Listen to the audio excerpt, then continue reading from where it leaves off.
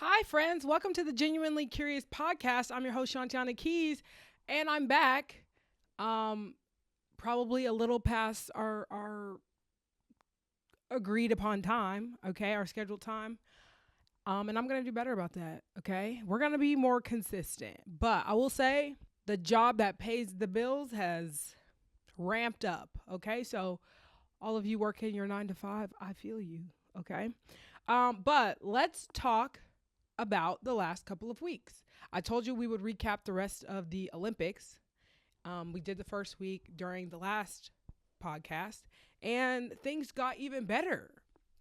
Um, I have my top moments that I like to talk about. So let's just start with USA basketball, because of course, duh. I have never seen a more riveting couple of games from USA basketball. And it can get really boring with the blowouts, and it didn't. Well, I mean, it was boring. It got boring on the way to the gold medal game. And even the men's game during the semifinals was phenomenal against Serbia. So, and I think the men played some closer games. But anyway, all that being said, it was not a cakewalk. And I loved every second of that. The women, I had less pleasant thoughts during that game. And just because of the implications of it, right? Like 8 straight historic, right? Continuing dynasty. But also like all the conversation that would have been had following, I just was not going to be ready for. My spirit couldn't handle what the internet was going to say if the women had lost. You know what I mean? So to pull it out by 1 point with such a shaky ending at that, like it was fun, but fun after the fact, not during the fact, because my heart rate was skyrocketing. And you know, when people say like, "Oh, I know they had it," I just knew that. Like, no, there was never that moment. There was never that moment during that game. So, um, I guess that's good for the world, but I'm not buying the whole like the world is getting better thing. Like, I'm sorry, USA basketball is incredibly dominant. The product is on the floor. The product continues to show year after year. We have the best league with the most players in that league, and you're not going to be able to tell me differently. USA probably needs a few more practices a year, right? Not a couple of weekends throughout 4 years, but still the most dominant team in the world, period, point blank. The men's game, Steph Curry is insane, shooting over a double while you have LeBron James and KD, arguably two of the best players. Well, I don't even know if it's arguable, who have ever played, okay? Crazy times. Crazy times. You're the smallest guy on the court. You won't pass out of a double to the two biggest people. They're not. They're not the two biggest, but stature-wise, they might as well be, okay? So that was huge. That was big. That was cool. Love that. Then we moved to the track. The track is in the second week, picks up in the second week. And I had all this fun with, like, the gymnastics first week. Simone's comeback, the floor podium that was all black, floor podium that was like all these women who had come back from the last Olympics with these, you know, harrowing stories of overcoming and coming back into the gym and all of that. Even though that all got muddied after Jordan Childs in this third place bronze situation, which we'll get into in a second. But crazy. Like, actually, let's get into it right now because I can't even hold my tongue. Okay, so Jordan Childs, she's mismarked during the competition. Okay, they didn't see her difficulty score wasn't right from the jump, and so her coaches go over to the place where you put an inquiry, and they're like, "Hey, y'all didn't count this," and then it comes back like, "Oh yeah, okay, great." It gives her that 10th of a point that allows her to go into third place and win the bronze. Right? It was this big thing. Everybody went crazy. It was awesome. This fantastic moment. And then the Romanian gymnast, who was sobbing, of course, because she thought she had gotten a bronze, is hysterical. And it becomes like this whole issue online and in her country. And obviously becomes a race thing at one point. But it's wild to me. Like, if you haven't been keeping up with it, bottom line, they went through all these channels to get the bronze to go to the Romanian through all these organizations. You have the Gymnastics Federation. You had to go through the what is it called? The CAS, Court of Arbitration of Sport. Like all these different things, the IOC had to then weigh in and take the medal. And they actually did. And no one's ever gotten their medal taken away except for like drugs or, ridiculous things like that. Never after the fact in this fashion. And so, one, unprecedented, which is annoying. But two, like Jordan Childs had to get off of social media because of all the chaos that was coming her way, like harassment about this whole thing for something that's not her fault. Now, the gripe is that they did not get the inquiry in time. Okay. So America didn't have enough time to appeal and like ensure that they had their timestamps, which like, I'm actually shocked. Like y'all could have just called up NBC and they could have sent you the footage. But anyway, you have to get your inquiry in within the 60 seconds of the scores being posted, right, on the board, like above you. And her coaches, apparently, according to footage, which again, I imagine is NBC because they have every angle possible with timestamps, but proves that the inquiry was made within 47 seconds. Okay, so 47, less than a minute. And then a second time, apparently, in 55 seconds. So twice. So I just found it actually absurd that, they're quoting Ana Barbosu, who is the third place gymnast from Romania, like saying, I just feel really bad and I just hope we all end up with medals. She's talking about her Romanian teammate who ended up in fourth place. Originally fifth place and now fourth place because Jordan Childs is now in fifth place. She's saying like, I think we're all going to get medals. And it's like, babe, you don't all deserve medals. Like, can we be for real just for a moment, please? Can we have some decorum about this? Because how are you walking around like thrilled, right? Now that you've heard that there's footage that she for sure got it in a timely manner, like you're thrilled about this bronze medal that you're sporting around your neck.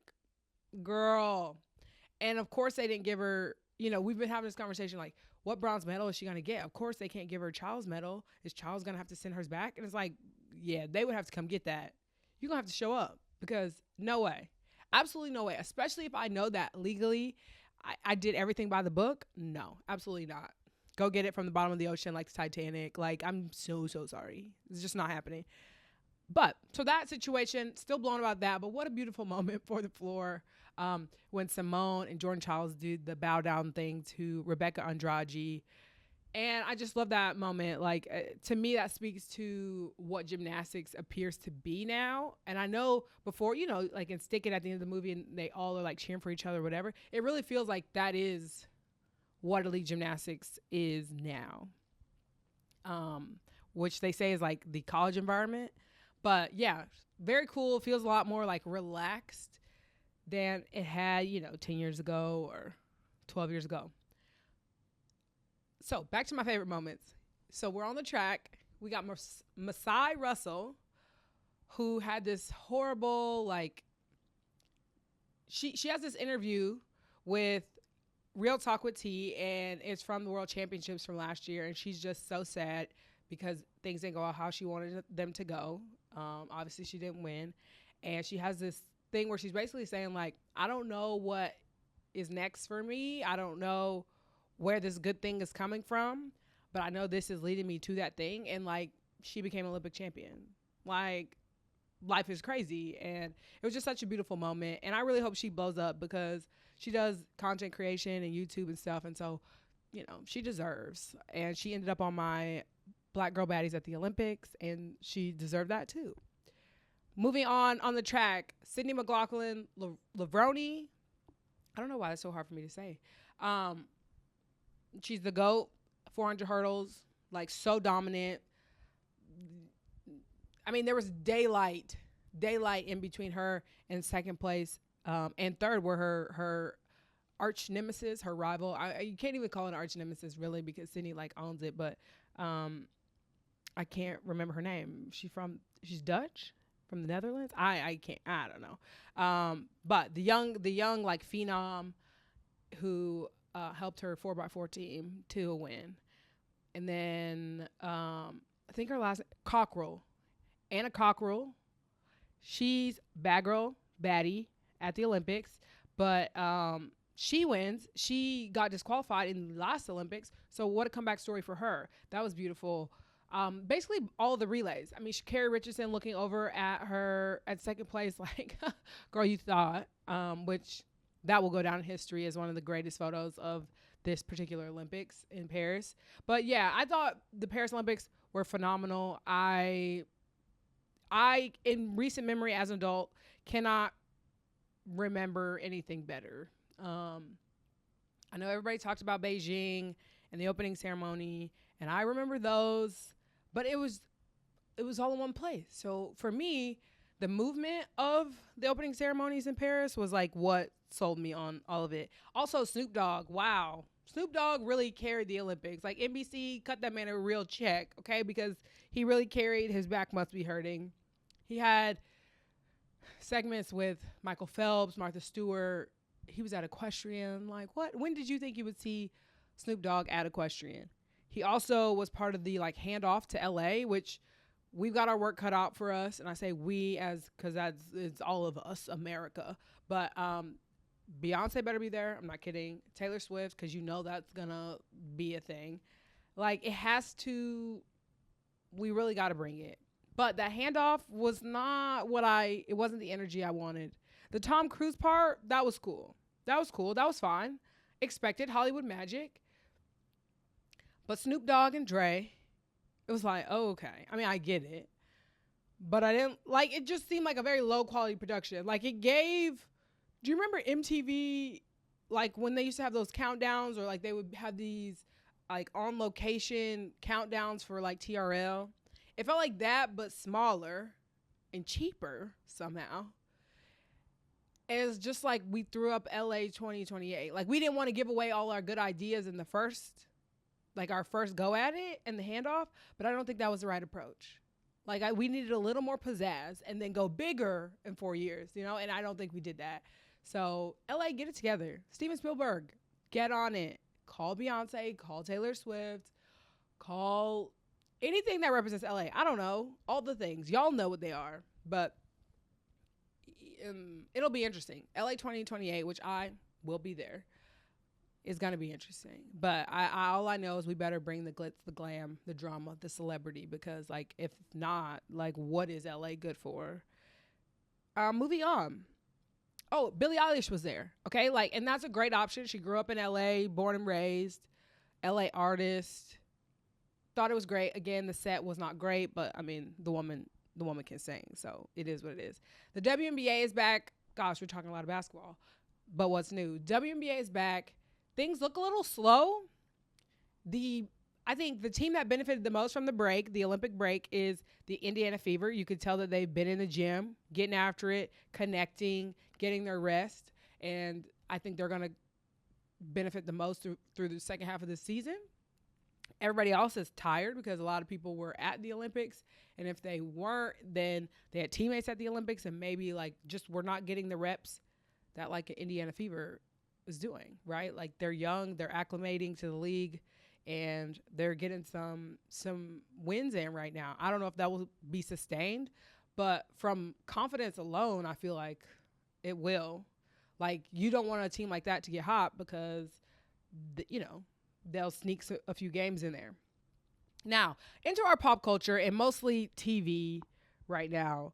I've been watching The Bachelorette, of course. I watch every week with the same crew that I've watched with for, I don't know, maybe 7-8 years at this point. It's a long time. But Jen, baby girl, first off, I don't think they gave you the best pool of guys. 2, I don't know that your choices are the best. I'm just not sold on it. I'm not sold on it yet. Thankfully, Sam M is gone. He really needed to go. Like, he's been a snake for weeks and weeks, and you could see that all over him. But it also seems like he might be her type. And I'm not throwing any shots, but I'm just saying it gives, like, she's been there, done that, and that's why she liked it. Which is unfortunate, but she got rid of him. She's a smart girl, so I'm glad that she got him up out of there because he needed to be. But then they announced Grant as the Bachelor after she let him go too, and I was very confused. I thought he was the only option left. I mean, him or Jonathan. I think Jonathan's like the catch, but maybe she ends up with him. I mean, he's certainly posted like she is Like, he's the last guy. But that also means Marcus is gone. Like, I don't know. Marcus, I don't think he could be the Bachelor. Jonathan, he has the charisma to be a Bachelor. But we will see. We will see. But Grant, that announcement, they really did you dirty. And I'm disappointed still, because when's the last time you saw the Bachelor franchise like whisper into the void that, you know, they picked a Bachelor or the Bachelorette? Like, it's always this dramatic thing, and this thing that we wait for usually at the very end where they tease it in the finale. Like, I just don't understand why it had to happen so fast. I don't know if it has to do with Golden Bachelorette starting soon. I don't know. It gave rushed, it gave hurried. I didn't love that, and I think he deserved better. Also, is Rachel still the only non-biracial black person to be a lead on the show? Some of us want to know. Inquiring minds would like to know, because I'm pretty sure Grant is biracial. I'm gonna double check it, but I think that he's biracial. So, anyway, when are we gonna do that? I know y'all got rid of Chris Harrison. Feels like maybe we could have figured this out by now. I don't know. Maybe it wasn't just him. Okay, we can move on.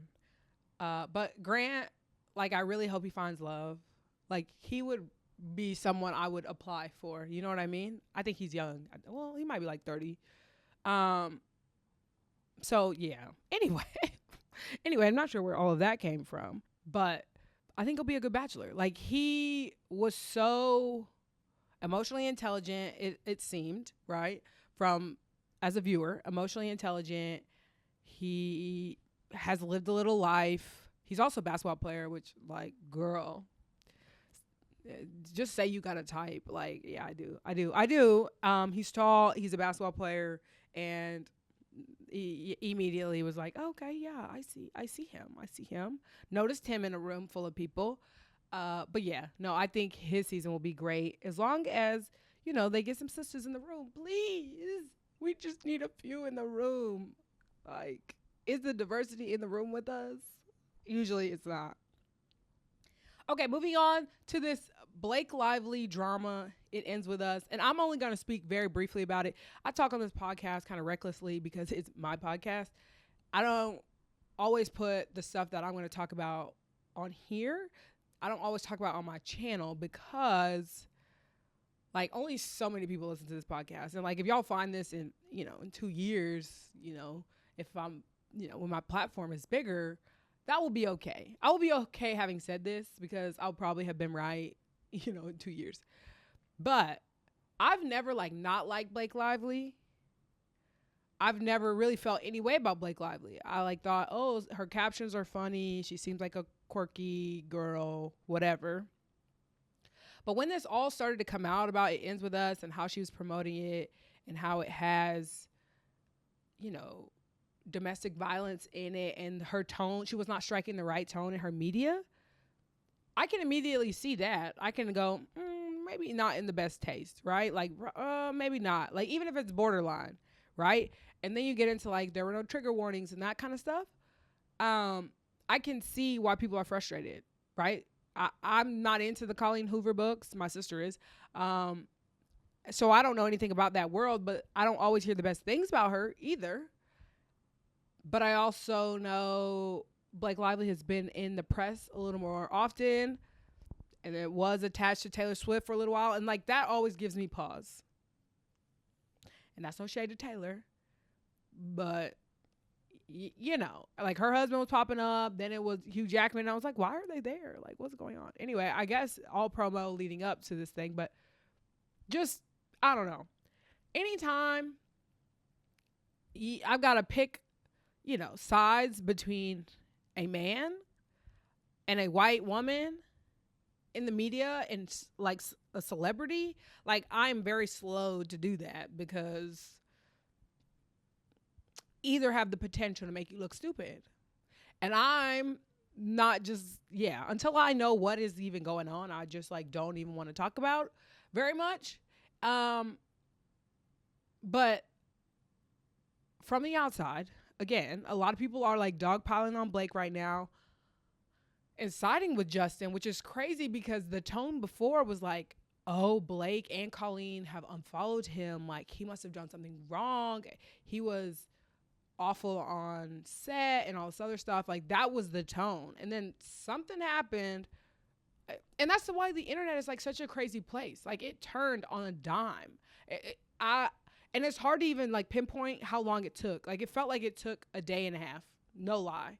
Like, the tides changed so quickly. And I don't know if it's like by the app, like is it TikTok, is it Instagram? But like, I'm just telling you, immediately it was like the tone changed.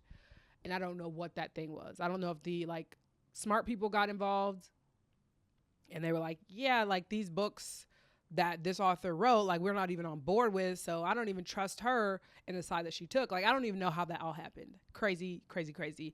But I'll probably see the movie at some point. That it seems like a very heavy topic for me. I'm very like sensitive to movies and stuff. And so I'll probably wait till it like comes out, you know, on streaming or something, and just be sure that I'm like in a place to watch it. I don't even know how to explain that. Movies just impact me very hard, and I just have to be careful. Speaking of more TV, House of the Dragon, y'all, what was that ending? And I don't read the book or the books. Anyway, I'm not one of the readers, but they said like the book has been stretched across these 3 seasons, and it feels like they were just buying their time. And it really did feel like that as a viewer. Even though I don't know what's supposed to happen, it felt like we were just dragging. And I had this conversation with my friend Colby, and maybe I'll have her on the podcast to talk about it. But she believes that, oh my goodness. Allison. She blames so much of Allison's like life on the men around her, which like I can totally get. But in the same way that I held Cersei responsible for her own decisions, though the world, this male-dominated world, probably made her the way she is in a lot of ways, and the way that she reacts to things, I still held her responsible for her chaos because she was crazy. And Allison, I think her holier than thou mindset, like she's responsible for that. Even though her dad wanted her, you know, definitely morphed her way of thinking in a lot of ways, like she has to be responsible for that, like holier than thou, you know, position that she took against Rhaenyra and the kids that she raised and all this other stuff. We're gonna dive more into that another episode. Yeah, I feel like that's yeah. I'll invite my friend Colby and her girlfriend Ayala, and we will discuss. Even though Ayala and I are on the same side, so maybe we don't invite Ayala because then it'll be like we're teaming up on Colby. So, but yeah, I didn't like the way it ended. I'm hoping, you know, in 2 years when we get the next season that it will be worth it and it'll, you know, there'll be more action. There are a lot of dragons now, so many dragons, so many crazy people. But I've enjoyed the ride. It's a lot more enjoyable than Game of Thrones. Game of Thrones really took me through it. And if you know, you know, if you followed me at that time, you know that Game of Thrones was a process for me. It was arduous, and it took me, I don't know, 3 weeks, a month, I don't know, to get through it. I was binging it, and it's not meant to be consumed that way. And maybe that's why this feels slow to me, because I'm not binging it the way that I was Game of Thrones or the first season of House of the Dragon. But yeah, it was slow. It was slow. Updates. Fall is coming, and I don't know how to feel about that. I just feel like as I get older, like I just savor summer so much more. You know, the sunshine, the tan, I don't know, just like the easy feeling of it. I do love fall, and I used to love fall because fall meant that basketball season was coming, and so there's a special place in me for basketball. But I also coach basketball, which means that my life picks up and becomes a lot more busy, which I am not anticipating that. But I don't know. There's something about summer at this age that I'm like, there's just only so many summers of like being young and living my life that I can do, that like I just don't want them to end. But I do have some fun stuff. I'm planning to go to Wilmington next month, and that will be like a fun little fall thing. And then hopefully skiing in the winter. And so there's stuff to like look forward to, but I don't know. Summer's just, I don't know. I don't have to worry about, you know, having heat on in my car when I go out to the car in the morning. Anyway, y'all don't need to hear this. Um, I have been genuinely curious about a few things. One of them being, how do y'all have the energy to go out on work nights? Like, in TV shows where we used to see, like, they'd be like, oh, like, let's go get drinks. Like, oh, let's go to this thing. Will you meet me down here for dinner? Like, that is the last thing I want to do on a weekday. And I don't know where the adults are. Are they in the room with us? Like, I don't know. I don't know if that's just like me. Am I lazy? Do I just value sleep? Am I not built like, a Grey's Anatomy character or a Living Single or Friends character? I don't know. I, I, it's hard for me. Like, people are like, oh, I'm going to this event. Like, I went to an event last week with some friends, like a singles event in the city. And I was like, oh, people do this. Like, I mean, hundreds of people were down there. And it was just like a regular Thursday. What are y'all doing? How are you doing it? I don't drink coffee, so maybe that's it. Maybe that's the reason. But it can't be me. I don't think I could live that lifestyle. I need 8 hours. I have to have 8 hours. And like the craziest part is, like, y'all will do that and then you will get up and you will go to the gym in the morning. I'm going to do neither. I'm going to go to bed at a reasonable hour. I'm going to get 8 hours of sleep, not work out in the morning, and then do it after school. And then do it after work. Like, those are the options. Those are the options. Anyway, so I've been curious about that. Second, I've been really into acai bowls. I don't know where I've been. I know there's apparently a good amount of sugar in these, but like, it's my thing. Acai, some strawberry, like frozen strawberries, some granola, and bananas on top. I'm about to make one right now. I like use it as like half a meal, half a dessert vibe. Nobody cares about that. I know. That is okay. But yeah, that's I guess I'm not curious about that. I guess I'm just letting you know that that's the latest thing going on in my life. What's going on in your life? How about you comment on one of my posts and let me know what's going on in your life, because I am interested. Okay, guys, this has been fun. This was a quick one, but I've enjoyed it nonetheless. Love talking about the Olympics. The Paralympics come up in 2 weeks, and I look forward to watching, and I appreciate y'all coming. Oh, and our next guest. I keep teasing the same guest. I'm almost done editing it, and I'm excited for that conversation. It was very fun. Someone I've known for probably a decade now.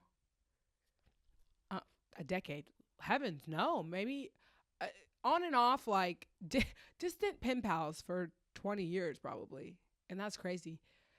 So I'm excited for y'all to hear that person. And they were a joy. And it was like such a comfortable, easy conversation that similarly to me talking to you in the camera. Yeah.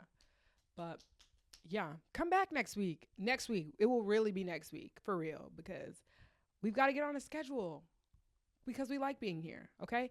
I'll see y'all next time. Okay. Bye.